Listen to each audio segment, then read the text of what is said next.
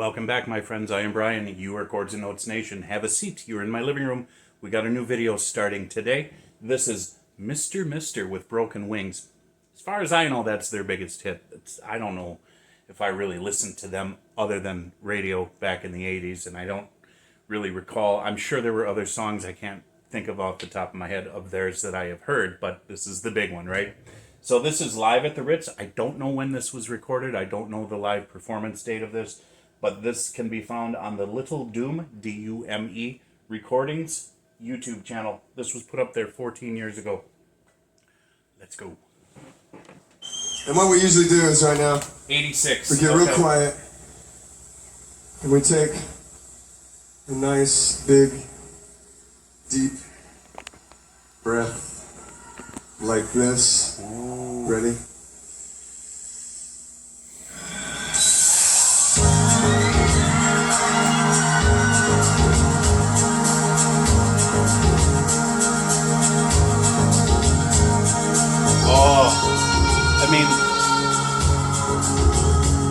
Right there, that whole intro with the bass line and the sort of ethereal music surrounding it. I mean, that's such an iconic, you know what song it is when it's coming on.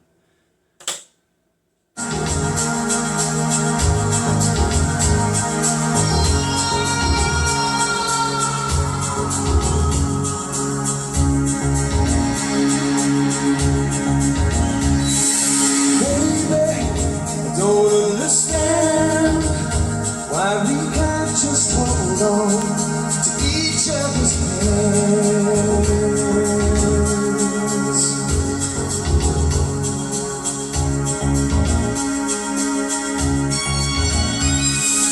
This time might be the last I feel, unless I make it all too clear.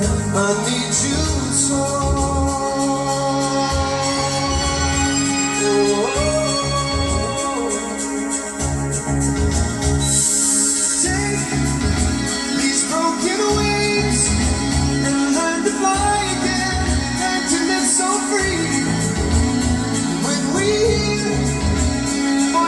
Sing, but God love will open up and let us sing. Take these broken wings.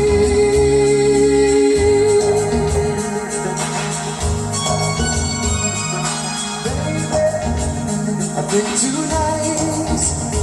We can take what was wrong, make it right.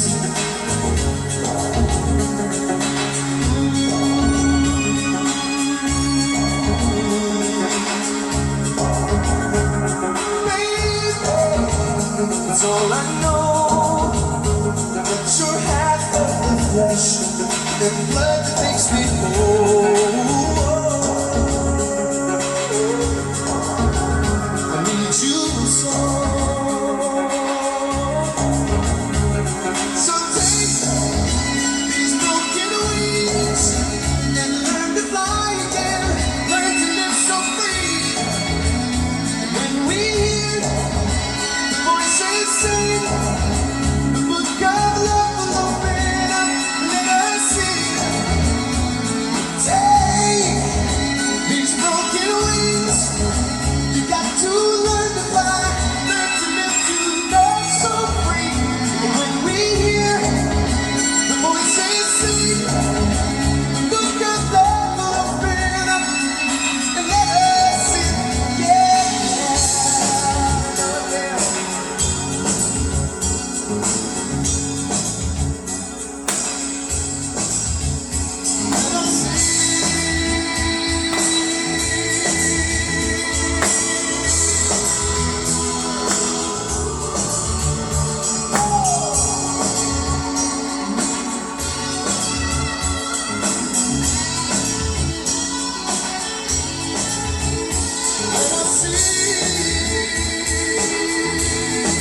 Oh, the hair.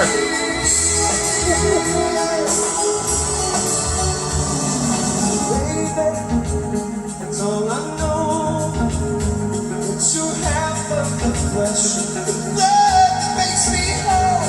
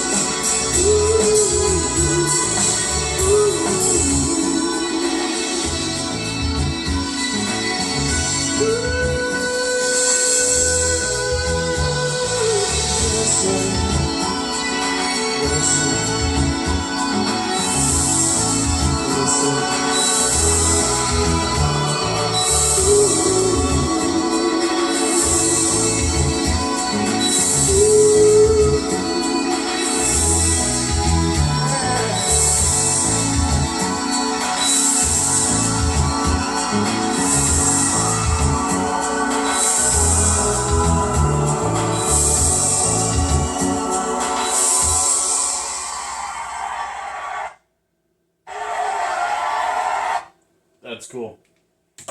That was cool. Yeah, for sure. Hey, listen, that's, from the 80s, mid 80s, that is one of the most iconic songs. And this is one of those songs that when it comes on, I would never turn it off. There's just something about the feel of this song that I think is just right. I think the marriage of music and lyrics was really, really good on this. They put the lyrics to a really good backdrop of music. That bass line is what carried the whole thing. And that was really nice. And it didn't have to be anything like virtuoso spectacular. It was just a good solid bass line that carried the music. And then, of course, surrounding that, you had this sort of open, not rushed feel, this sort of ethereal. You know what this reminds me of is a lot of the sound on A Momentary Lapse of Reason with Pink Floyd, where the synths were sort of taking up some space, but they weren't so. They were exploring with sound, and they were sort of just taking up. If I were to give it some sort of imagery in my mind, it was like this mistiness, okay, if that makes sense, where it takes up space and it kind of hovers within the music and is just sort of there, that gives it this ambiance of just takes it to a different dimension is the best way that I can put it. And of course the lyrical content here. Now, first of all, his vocals were really good, and especially when he was singing and kind of getting into those higher notes, I thought that was really cool. He didn't try and push it too far outside of his range. He worked within his range, and he nailed it really good. So that's I don't think those higher notes were in the studio recording. I haven't heard the studio recording in a long time. Anyways, but lyrically, I love this concept of having broken wings. Okay, wings, we fly, we soar, we're moving in our life, whether it be emotionally or physically. This life is supposed to be a free life where we can move about and do things and explore. And of course, emotionally, that is true as well. And there are times when your wings are broken because of experiences that you've had. I'm relating love, for example, and that's probably where he was going as well, is, there are times when something happens in a relationship and a relationship leaves you broken. Whatever the case may be, whether it was by your own actions or the other person's actions or maybe a combination of both. But at some point we all experience this heartbreak, these broken wings. And he's talking about, let's, heal these broken wings, learn to fly again, learn to love and live so free, or live and love so free. And that's so important, because that's where we thrive, is having that openness to be able to love without closing yourself off because you're so afraid of being hurt. I've lived like that for a long time in different periods of my life, where the hurt just, it hits hard and it goes deep. And to come back from that is very important, but there's a process that you go through, and it's very difficult to want to open up again and want to be able to just embrace someone without any restrictions, because experience has taught you that someone's going to come along and hurt you, and you don't want to hurt again. So we try to avoid the hurt, but at the same time, without the hurt, we're not going to have growth. We're not going to move in a direction that's going to build us as individuals and create us to be stronger, not only for ourselves, but to make better decisions, especially within a relationship, and to understand the value of being hurt. You don't want to hurt the other person as well, because you've been through that. So you're going to make better choices. You're going to be more open with your communication. You're going to be a little more understanding. Part of communication is listening, active listening, and not just, yep, oh, okay, no, but, this is what I want. Doesn't matter what you say. I've heard you, but, you have to be able to be adaptable. You have to be able to give and take. That's why it's called a relationship. And part of healing is not never being in a relationship again. It is allowing yourself to get into a relationship, and then hopefully both parties are open to that open communication, that ability to actively listen, to be responsive to the other person, and to work together towards making a situation that's acceptable to both parties. And that comes with love and respect, especially respect. When you respect someone else, you're not going to push them to do something for you or to give you something or whatever the case may be that they're not comfortable with, regardless of whether you're in a relationship or not. You know, it's not that, well, if you love me, then you would do this. That is probably one of the most childish things I've ever heard. Okay, especially when people stand their ground on that one. If you love me, you'd give me this, or if you love me, you'd do this for me. If you love me, that questions the other person's sincerity in love. And love is a verb, and it is an action, and I get that. But not everybody is either A, equipped to meet all of the needs the other person has, or B, is ready to, for many, many different reasons. Maybe it is because there was a similar situation that person has gone through. Okay? Well, don't compare me to them. Hey, listen, it's not about you. It's about the other person. Maybe hasn't healed over that situation. Maybe hasn't gotten to the point where they're strong enough to be able to want to step out on faith on this one and say, okay, I'll do this for you, or I'll be that for you. Because you're putting a lot of faith in the other person to not break your heart again, not to give you broken wings again. Does that make sense? So there's a lot here that is sort of unpacking through this beautiful music, through this beautifully crafted few minutes of introspect, retrospect, and hopefulness, because there is hope in this song. It's this wanting, this desire to heal and to soar again. And that's most important, because you have to eventually heal and move forwards. Otherwise, that's that.